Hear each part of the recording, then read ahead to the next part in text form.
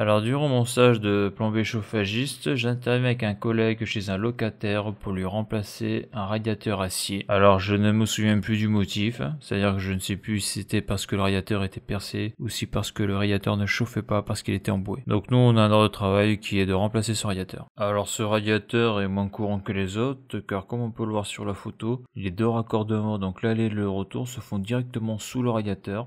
On constate qu'il n'y a pas de tube là sur le côté qui monte pour aller au robinet thermostatique.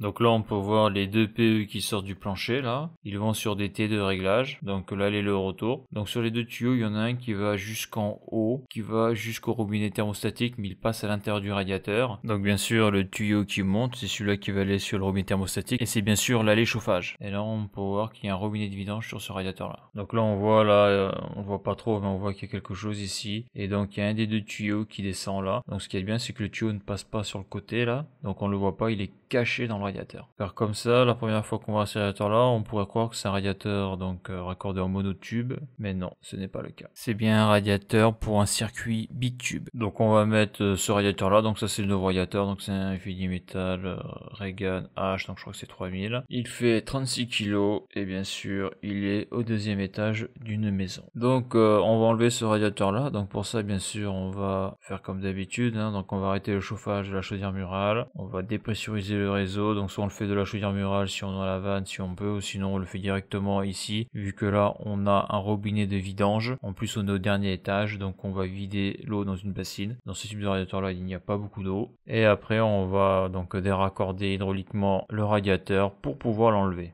Alors pour enlever le radiateur, le collègue décide de fermer les deux T de réglage. Après il ouvre le robinet de vidange pour vider que l'eau qu'il y a dans ce radiateur là, donc il le vide dans le petit récipient. Et après il débranche les tuyauteries du radiateur. Donc après, avant de descendre le radiateur, c'est-à-dire l'amener au fourgon, on vide l'eau qu'il y a dans le radiateur en le basculant, parce que l'eau est noire à l'intérieur. Et donc c'est surtout pour éviter d'en mettre partout. Donc après on va basculer le radiateur, et on va mettre des chiffons pour boucher les trous, pour éviter d'en mettre partout. Comme on peut le voir sur cette photo. Après le collègue va donc dépressuriser l'eau qu'il y a dans le tuyau. Donc là ce qu'il fait c'est pas utile, hein. Il va faire un montage un peu particulier, on va le voir dans la suite de la vidéo. Il aurait pu le faire directement par le biais du robinet de vidange du radiateur. Pas de chance parce que normalement ça devrait aller. Ça c'est le raccord du radiateur ça, t'as récupéré? Il est toujours en place. Parce qu'il va falloir que je les enlève. Je vais ouvrir. Ah oui, mais si j'ouvre aussi bien. Ah bah oui, il faut casser la pression quoi. Donc je mets celui-là comme ça. Toujours protéger la tapisserie. Protéger le mur, ouais. Ouais, ça va vite. Alors, attention, puis l'eau elle est pas très propre. Alors ici, une clé à laine.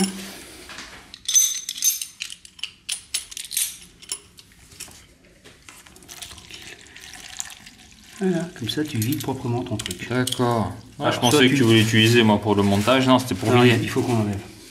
Ah, c'est bien hein. L'eau est propre, hein, ça a été rechargé on dirait. Ouais. Voilà. Comme ça on va pouvoir le monter tranquille. Donc là tu vois, je pensais qu'il y aurait plus d'eau. C'est vrai qu'on est en haut. Bah après t'as cassé le vase d'expansion, on est au même niveau, donc t'as pas besoin de vider en bas. On est en hauteur là. Ouais, c'est propre comme ça, t'en fous pas partout quoi. Ah ouais. Tu fais la même chose pour l'autre au cas où Je vais voir, parce que l'autre c'est l'allée, il devrait y en avoir un peu moins dedans. Là, parce que le vase d'expansion est sur le retour, bon après tout est lié. Hein. J'ai déjà fait pas mal d'essais de retour. Là tu fais une prise d'air, ça devrait couler. Là. Plus je pense, non? Et souvent quand tu ouvres l'allée, ah non ça fait en équilibre. Non. Bah, c'est vrai qu'après on est au dernier étage. Hein. On aurait été au rez-de-chaussée, je pense que en ouvrant l'allée, tu aurais eu des trains d'eau sur le retour. Mais souvent, quand c'est comme ça, je ferme le coude de réglage de tous les radiateurs qui sont en haut. Pour pas tout vider. Ça évite que tout se vide, quoi, parce que sinon tu t'en sors plus après. Quand c'est possible. Donc il a fait ce montage sur les T de réglage parce que il va les changer. Donc on voit ces T de réglage en 1/2 pouce. Et donc il va les enlever. Qu'ils soient vraiment bien calé celui-là.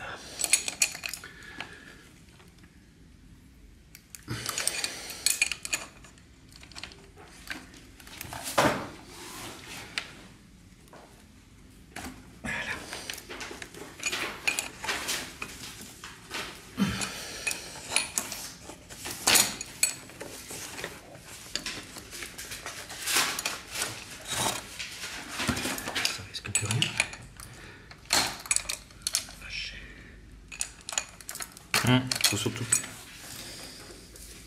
Donc là, sur les deux PER, il a enlevé les T de réglage. Et maintenant, il faut poser les fixations du nouveau radiateur. Donc là, tu as regardé, c'est 8 cm par rapport à ici, là. Si je mets le radiateur dans cette position-là, si je le fixe, par rapport à l'écartement que j'ai ici, c'est-à-dire le mur, et mon axe ici. Et si tu avais pas 8 cm, tu aurais fait comment? Je débrouille. D'accord, donc bien fait sortir. Donc cette partie-ci va venir là. Sur le retour. Et là, je vais directement. Je vais peut-être mettre des rallonges. Je vais peut-être mettre des rallonges pour récupérer ici.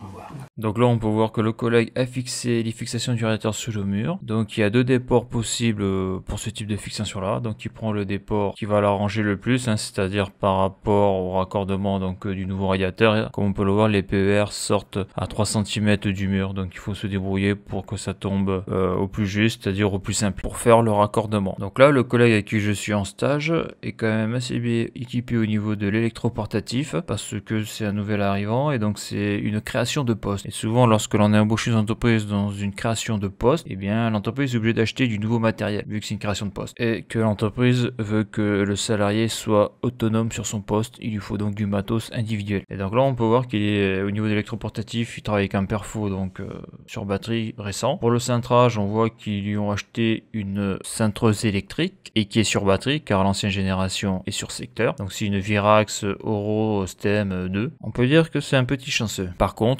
il lui manque le trépied qui est vendu à part. Tu veux faire quoi là comme cintrage? Juste un petit S, un casse. Un casse pour récupérer l'aplomb du raccord. 14. Un S de 6. D'accord.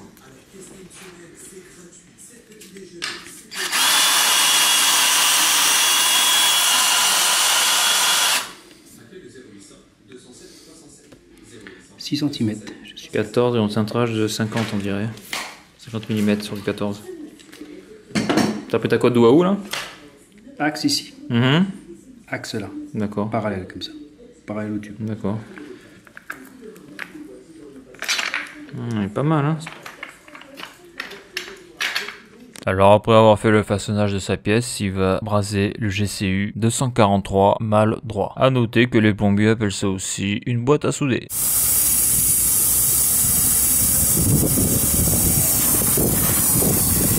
Donc cuivre laiton, du décapant, décapant pâte, brasure, cuivre au phosphore, c'est décapant 808 PF sur Castellin.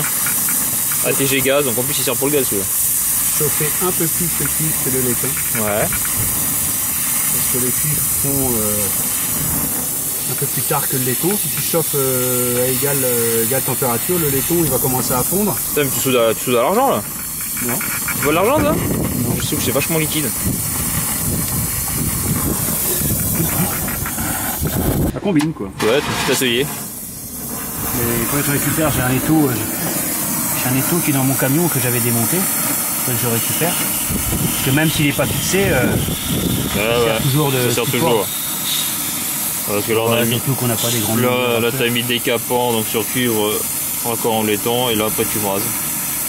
Là c'est pas évident quand ils sont très, très rapprochés les raccords laiton là. Faut gérer après avec la distance de ton bec. Et là en plus sur les dehors il y a du vent. Ça refroidit assez vite que le. Ça refroidit au fur et à mesure. Mais...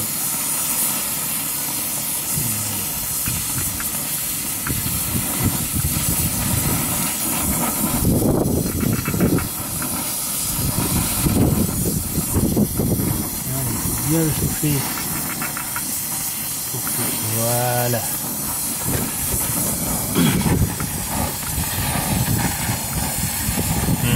C'est vrai que les baguettes qu'on a là, elles sont pas le même rendu. Bah, c'est du Castellin que j'ai. Ah ouais, c'est aussi du Castellin, mais c'est pas. C'est vraiment que du phosphore. J'ai l'impression qu'il y a de l'argent dedans, mais bon.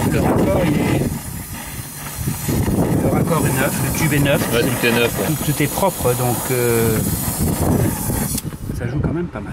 Ah oui, c'est clair. Alors maintenant qu'il a brasé les GCU sur les pièces en cuivre et qu'il a façonné pour l'aller et le retour du radiateur, il va les installer pour pouvoir installer le nouveau radiateur. Et comment tu vas faire pour le caler là? Avec la commande. D'accord, tu tournes comme ça. Ah, tu vas le guider, juste le guider comme ça? Ouais, vas-y. Tu tapes contre le mur. Et là, c'est parti. Et là, j'ai pas de joint fibre, j'ai rien. Tranquille. Après, faut pas trop le serrer parce qu'après tu pourras plus le caler.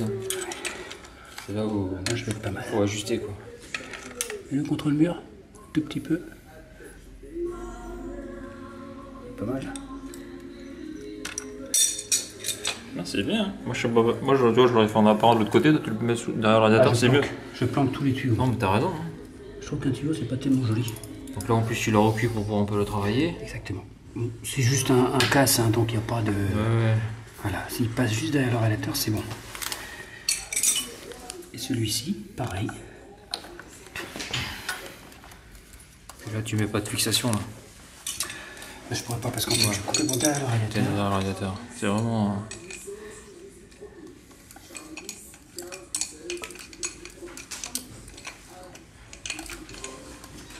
Bon, aussi, quand même. Non, mais il va pas... Alors sur cette photo, on peut voir qu'il a posé donc le coup de réglage du radiateur. Donc comme on avait pu le voir précédemment, là il a fait la petite pièce donc avec le GCU là, puis là il a utilisé un GCU 270, donc c'est un manchon femelle droit. Alors sur cette photo, on voit bien le façonnage qu'il a fait pour la laine du radiateur. Donc ici là, il passe derrière le radiateur. Il passe derrière le radiateur, après ici il fait un petit déport, un petit casse. Là il y a un coup à 90, il va directement, donc par le biais du GCU, se raccorder sur le robinet thermostatique de ce radiateur. On peut voir que le cuivre passe derrière le radiateur et qu'il n'y a pas de fixation et que ça ne se voit pas. Donc si c'est moi qui l'avais fait, je l'aurais fait moins esthétique. J'aurais fait ce que j'ai vu en formation, c'est-à-dire j'aurais mis un collier ici, un collier là, et je serais passé comme ça en apparent. Donc là j'ai pris une photo vue de dessus, donc là on peut voir le robinet thermostatique, là il a mis de la filasse, le GCU, donc là on a le coude à 90 avec le petit casse pour pouvoir mettre le tuyau derrière le radiateur. Donc là sur cette photo là on peut voir donc le coude de réglage, le coude à 90, ainsi que donc l'allée chauffage, donc là c'est le retour, ici c'est l'allée. Ici il a fait comme on l'a vu dans la vidéo, il a légèrement cintré le tuyau à la main, donc on voit le tuyau là, le PVR est un peu de travers là, c'est pour pouvoir passer donc derrière le radiateur. Donc c'est vrai des PVR là qui sortent comme ça du sol, c'est quand même pas trop esthétique. Hein. Donc là on est sur du logement HLM. Donc là j'ai pris une photo sur le côté, on voit ce que ça donne, comment ça rend. Et donc là on a monté la tête thermostatique sur le robinet que l'on a mis sur 3, donc 3 c'est l'équivalent de 21 degrés Celsius à peu près. Et donc après on a remis en eau, on a purgé le radiateur, on a remis en marche la fonction chauffage de la chaudière murale, on a mis en marche forcée le chauffage en mettant la consigne qu'il y a donc dans le salon. Donc par le biais du thermostat on l'a mis à fond et donc on a vu que le radiateur était bien chaud, qu'il n'y avait pas de fuite au niveau des raccordements du T de réglage et de la vanne du radiateur. Et donc une fois tous les contrôles effectués, on a remis la consigne à la valeur où elle était. Et puis voilà pour cette intervention là. Alors voilà pour cette vidéo. Si tu as aimé la vidéo, n'hésite pas à la liker et à la partager. Tu peux t'abonner à la chaîne. Tu peux aller voir les articles de mon blog qui traitent de l'électricité, du chaud et du froid. Et pour ceux qui voudraient me soutenir financièrement dans la reproduction de mes vidéos par un don, le lien est sur la page d'accueil de la chaîne YouTube. Merci et à bientôt pour une prochaine vidéo.